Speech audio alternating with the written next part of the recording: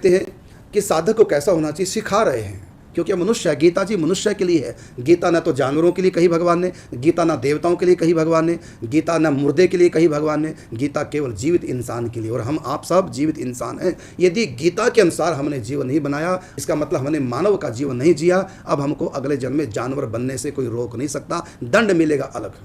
इसलिए मनुष्य को सबसे अधिक सावधान रहना चाहिए, देवताओं से भी अधिक सावधान मनुष्य को रहना चाहिए, क्योंकि इस समय उसको कर्म करने का पूरा अधिकार, चाहे तो स्वर्ग जाए, चाहे नरक, चाहे भगवत प्राप्ति, चाहे मुक्ति प्राप्ति, चाहे दुर्गति, चाहे सदगति, जो चाहे सो उसके हाथ में है। इस बात को व्यक्ति भूल जाता है। सत्संग संत इस बात को बार बार याद कराते हैं। तू अपने आप को जान, इस समय कहाँ खड़ा है, तो उस चौराहे पे खड़ा, जिधर भी तुम्हारा मुंह होगा तो उधर ही चल देगा। और ये चौराहा एक तरफ नरक का रास्ता है, एक तरफ स्वर्ग का रास्ता है, एक तरफ 84 लाख योनियों का रास्ता है, और चौथा रास्ता चौराहे का भगवत प्राप्ति कल्याण की तरफ। अब जैसा भी उसका कर्म डिसाइड करेगा उधर ही वो मुंह करके चल देगा। इसलिए मनुष्य को इस चौराहे पे, मनुष्य जन्म तो एक चौराहा है, बड़ी सावधानी पूर्वक उसको कर्म करना चाहिए, लापरवाही न करे। ये ना सोचे किसने देखा मौत के बाद, देखी जाएगी जो होगा, जो सबके साथ होगा सो हमारे साथ। इस प्रकार की जो बातें मन में सोचता है, इसका मतलब पूर्व जन्म में उसने बहुत पाप किए हैं, इसलिए ऐसा उसके मन में आ रहा है, या फिर किसी महद अपराध, किसी महापुरुष का अपराध बन गया है, इसलिए उसके मन में लापरवाही आ रही है। तो व्यक्ति समझ बूझ करके गीता के अनुसार अपने जीवन को बनाए। तो यहाँ भगवान बताते हैं 22वें अध्याय में 4था श्लोक भगवती गीता जी। तो भगवान श्री कृष्ण अर्जुन से कहते हैं कि यद इच्छा लाभ संतुष्ट हो। पहले साधक को क्या करना है, यद इच्छा लाभ संतुष्ट हो, अर्थात बिना ही इच्छा के, पर इच्छा से, बिना इच्छा के या प्रारब्धवश जो भी उसको कर्तव्य कर्म करते हुए जो भी उसको सुख या दुख प्राप्त हुआ है, उसमें वो सहले संतुष्ट हो जाए, सुख में भी दुख में भी। यद इच्छा लाभ संतुष्ट हो, कहा कि जो बिना इच्छा के अपने आप प्राप्त हुए पदार्थ में सदा संतुष्ट रहता है, उसमें ईर्ष्या का सर्वथा अभाव हो गया। जिसमें ईर्ष्या नहीं रहती, क्योंकि होता है कि कंचन तजना सहज है, सहज तिया का नहीं, और मान बढ़ाई ईर्षा दुर्लभ तजना एह। स्त्री का प्रत्याग, धन का प्रत्याग करना बड़ा आसान है, यद्यपि है तो कठिन है। कहा कि चलो चलो सब कोई कहे बिरला पहुंचे कोई, एक कंचन एक कामनी दुर्गम घाटी दोए। स्त्री और धन, ये दो की कामना जीव को कहीं कहा नहीं छोड़ती। तो फिर भी यदि कोई स्त्री और धन से बच भी जाए तो उसके बाद फिर अगला स्टॉप पे जाए, जहां व्यक्ति रुक जाता, आगे जाता में बढ़ नहीं पाता, वो कौन सा, कि कहा कि कंचन तजना सहज है, सहज तिया का ने, और मान बढ़ाई ईर्षा दुर्लभ तजना ए। तो ये सबसे लास्ट वाला, ये अच्छे अच्छे लोगों को भी सताता है। मान बढ़ाई ईर्षा, मान अभिमान, बड़ाई प्रशंसा की कामना, ईर्षा अपने से आगे किसी को बढ़ता देख करके डाह करना, ये ईर्षा, ये अच्छे अच्छे विद्वानों में भी पाई जाती है। तो कहा कि यदि इच्छा लाभ संतुष्टो द्वंद्वातीतो विमत्सरा। विमत्सर क्यों स्पेशल कहा गया, क्योंकि ये अवगुण साधक का बहुत ऊंचे तक साथ देता है।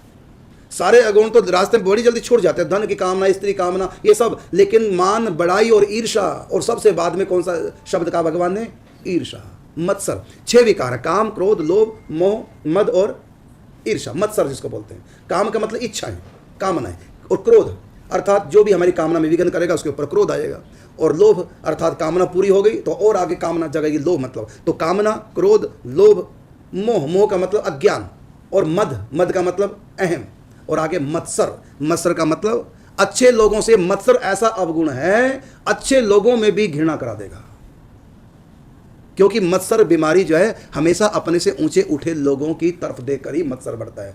डाह होता है हमसे आगे क्यों, हमसे अच्छा क्यों, इसका मान सम्मान इतना क्यों हो रहा है, ये हमसे आगे कैसे बढ़ गया। और डाह हमेशा अपनों से होता है, गैरों से नहीं होता। मेरा भाई मुझसे आगे कैसे निकल गया। पति पत्नी शादी के बाद भी दोनों पढ़ रहे हैं, पति फेल हो गया, पत्नी पास, उसको फेल होने का गम कम हुआ, पत्नी के पास होने का गम क्यों, मेरी बेइज्जती है। और पत्नी भी चूकने वाली नहीं, वो भी कह देगी बुद्धू, तो उसको बेइज्जती महसूस हुई। तो उसको फेल होने का गम कम है और पत्नी के पास होने का गम ज़्यादा है कि मेरी बेइज्जती होगी, इसके पास होने से मेरी बेइज्जती। एक भाई ने तरक्की की, दूसरा भाई अपनी बेइज्जती समझ रहा है। एक व्यक्ति का, अपने खास व्यक्ति का सम्मान ज़्यादा हो रहा है, उसको अपना अपमान मान रहा है। तो ये अच्छे लोगों में भी और अच्छे लोगों के प्रति भी मन में द्वेष भाव पैदा करने वाले विमत्सर बीमारी। इसलिए भगवान ने ये रखा है इस बात को, यदि इच्छा लाभ संतुष्ट हो द्वंद्वातीत हो, द्वंद्वों से अतीत हो जाता है। जो सच्चा कर्मयोगी है, जिसके कर्म में ज्ञान या भक्ति का मिश्रण हो गया है, वो सचमुच में द्वंद्वातीत हो जाता है। द्वंद्वातीत का मतलब यदि वो ज्ञानी है तब तो सुख दुख का अनुभव वैसे ही उसको होता नहीं, क्योंकि मैं दे नहीं, और जो क्योंकि उसकी देहात्म बुद्धि छूट जाती है। लेकिन जो भक्त है वो इसलिए द्वंद्वातीत हो जाता है क्योंकि वो सुख दुख आदि द्वंद्वों को प्रत्येक को भगवान का विधान मानता है, और कर्मकांडी जो होता है कर्म योगी वो भगवान का विधान न मानकर अपने कर्म का फल प्रारब्ध का भोग मान लेता है, इसलिए वो द्वंद्वों से मुक्त हो जाता है।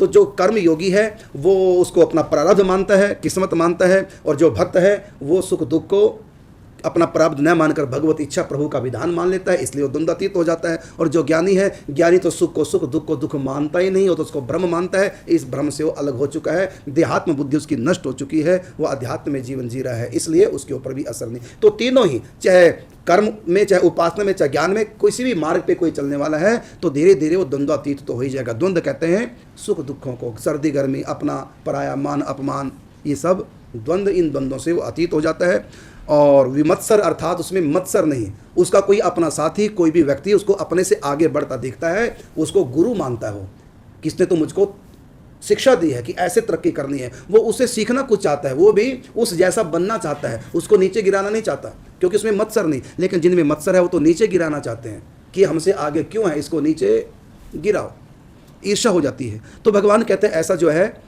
जो जिसको कर्म नहीं बांधते, जिसको कर्म का सिलसिला, जन्म मरण का सिलसिला जिसका छूटने वाला है, उसमें गुण उनके स्वभाव में आ जाएंगे। मतलब उसका अंतिम जन्म है, उसका कर्म भुने हुए बीज की तरह है, अब फलित नहीं होगा। जैसे भुना हुआ बीज पेट तो भर देगा खाने से, लेकिन आगे फल पैदा नहीं करेगा। और हमारे कर्म का फल क्या है? 84 लाख योनियां, ये हमारे कर्मों का फल है। स्वर्ग जाना ये भी हमारे कर्मों का फल है, नरक जाना हमारे कर्मों का फल। लेकिन भक्त ना नरक जाता ना स्वर्ग जाता, उसको भगवत धाम जाना है। तो उसका, इसलिए उसका कर्म या तो ज्ञान होगा या भक्ति कहलाएगा। लेकिन ये ज्ञान और कर्म का पुट लग गया। तो तीसरे अध्याय में भगवान ने भक्ति का पुट लगा के कर्म को बताया, और अब चौथे अध्याय में भगवान ने ज्ञान को कर्म को ज्ञान का पुट दे करके समझाया कि कैसे ज्ञानी द्वंद्वातीत होकर के कर्म के फल को प्राप्त न होकर के कर्मण्यता को प्राप्त हो जाता है, अर्थात अकर्ता भाव में रह करके वो परम सिद्ध हो जाता है, आत्म तत्व में प्रतिष्ठित हो जाता है, अपने निज सहज स्वरूप की प्राप्ति कर लेता है। क्योंकि अगर इन तीनों से हटाकर हम साधारण कर्म करते रहे तो हम अपने सहज स्वरूप को प्राप्त नहीं हो पाएंगे, बल्कि कभी देवताओं का स्वरूप मिल जाएगा, कभी गधा कुत्ता बन जाएंगे, गधा कुत्ते का स्वरूप मिल जाएगा, कभी इंसान का स्वरूप मिल जाएगा, लेकिन ये आत्मा का स्वरूप नहीं है। तो सहज स्वरूप उसको कर्म से ही प्राप्त हो जाता है, समस्त कर्म उसका विध्वंस हो जाते हैं, ज्ञान अग्नि में उसके कर्म समाप्त हो जाते हैं, अर्थात भुन जाते हैं, फलित नहीं होते। तो भगवान कहते हो समः सिद्धा व सिद्धो च कृत्वापि न निबध्यते, वो सम हो जाता है, समत्व योग उच्चते, समत्व भाव को प्राप्त हो जाता है। सिद्धा व सिद्धो अर्थात जो कार्य कर रहा है, अगर कार्य में किसने विघ्न कर दिया, संपन्न नहीं हो पाया, बीच में अधूरा छूट गया, तो कार्य उसका असिद्ध हो गया, तो उसको बुरा नहीं लगता। और जिस कारण से उसने कार्य किया, अगर वो कारण उसको मंजिल को प्राप्त नहीं कर सका, तब भी उसको बुरा नहीं लगता। यदि सिद्ध हो गया, कोई विघ्न बाधा नहीं, कर्म पूरा हो गया, तब उसको कोई खुशी नहीं। और यदि कर्म पूर्ण होने के बाद मंजिल को प्राप्त कर गया, जिसलिए कर्म किया था वो कारण हो गया, तब भी उसको कोई खुशी नहीं, क्योंकि अपना कर्तव्य कर्म करा, बस नेकी कर कुएं में डाल। तो इसलिए वो सिद्धा व सिद्धोच और कृत्वापि न निबध्यते, वो सब कुछ कर्म करता है। ज्ञानी गृहस्थ भी हो सकता है और भक्त गृहस्थ हो सकता है। तो गृहस्थ में रहकर भी भक्त ये सिद्धांत को अपना सकता है, और ज्ञानी भी गृहस्थ में रह करके सब काम करता हुआ कर्म में नहीं बन सकता। इसलिए भगवान उदाहरण किसका देते हैं? जनक का। जनक गृहस्थी थे, कर्म करते, सब कर्म किए, गृहस्थ के भी कर्म किए, राज्य का कर्म किया, प्रजा का पालन रूप कर्म किया। और महाराज जनक ने सारे कर्म किए हैं संसार के, लेकिन कर्म करता हुआ भी वो ज्ञान की भूमिका में थे, वो अकर्ता बने रहे। तो पहले अकर्ता भाव था ज्ञान की भूमिका में, और राम जी से मिलने के बाद में वो प्रेमी बन गए, भक्त बन गए, तब भी उनको कर्म बांध नहीं सके। तो ज्ञानी महाराज जनक ऐसे संत हुए हैं गृहस्थ में, वो गृहस्थ में रहकर कर्म करते हुए कर्म में नहीं बंधे, ज्ञान की अंतिम भूमिका में भी रह करके उन्होंने उस चीज़ का अनुभव किया, तत्व का, और ज्ञान से भी ऊपर भक्ति जब उनके अंतःकरण में राम जी के दर्शन करके, तो भक्ति पूर्वक भी वो कर्म करते रहे। तो जब वो संसारी थे तब भी कर्मों में प्रवृत्त थे, और जब वो ज्ञानी बने तब भी संसारी कर्मों में प्रवृत्त थे, और जब वो भक्त बने तब भी संसारी कर्मों में जो कि त्यों प्रवृत्त रहे। कर्मों में उनके कोई अंतर नहीं आया। हाँ, पहले वाले जो कर्म थे, जब संसार की बन करके कर्म किए, वो कर्म भुने बीज की तरह हो गए, और कर्म में सब समाप्त हो गए। और ज्ञानी कर्म करता नहीं, और भक्त जो कर्म करता है उसकी भक्ति बन जाता है। और पहले अज्ञान अवस्था में जो कर्म हुए, वो ज्ञान ने उसको सब कर्मों को विदग्ध कर दिया, इसलिए परम पवित्र हो गए, मुक्त हो गए, प्रभु प्रेम को भी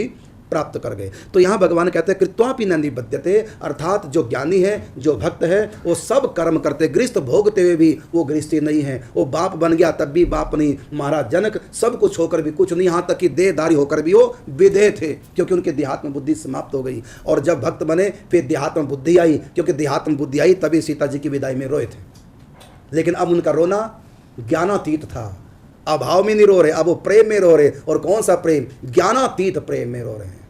यदि महाराज जनक भक्त ना होते और ज्ञानी ना होते, साधारण होते, रोते तब भी बेटी की विदाई में, लेकिन वो रोना उनका अभाव से था, अज्ञान से था।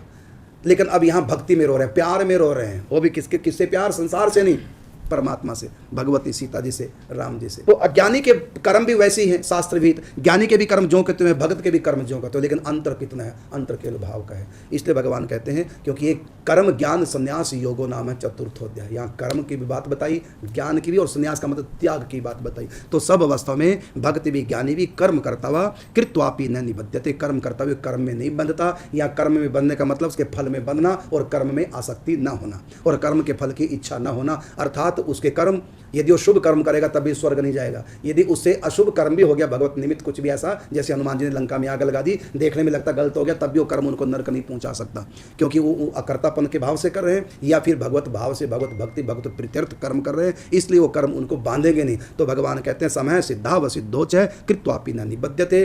तो वो सम रहता है दोनों अवस्था में, और सिद्ध असिद्धि में भी वो सम रहता है, और कृत्वापि न निबध्यते, सब प्रकार के कर्म करता भी वो कर्म में नहीं बंधता, अर्थात किसी योनि को प्राप्त नहीं होता, बल्कि सहज स्वरूप में प्रतिष्ठित हो जाता। यदि ज्ञान की भूमिका में, यदि भक्त है तो सखा सखी के भाव में प्रतिष्ठित होकर के सदा के लिए मेरे प्रेम राज्य में प्रवेश करता है, केवल कर्म करता हुआ। इसलिए कर्मों का त्याग करने की आवश्यकता नहीं, अपने घर गृहस्थ के सब कर्म करो, यही मान के करो मैं प्रभु के निमित्त कर रहा हूँ, पापों से बचकर करो, शास्त्रों से उल्टा कोई कर्म ना हो, जो भी करो प्रभु की प्रसन्नता के लिए करो। जय श्री राधे, जय श्री कृष्ण।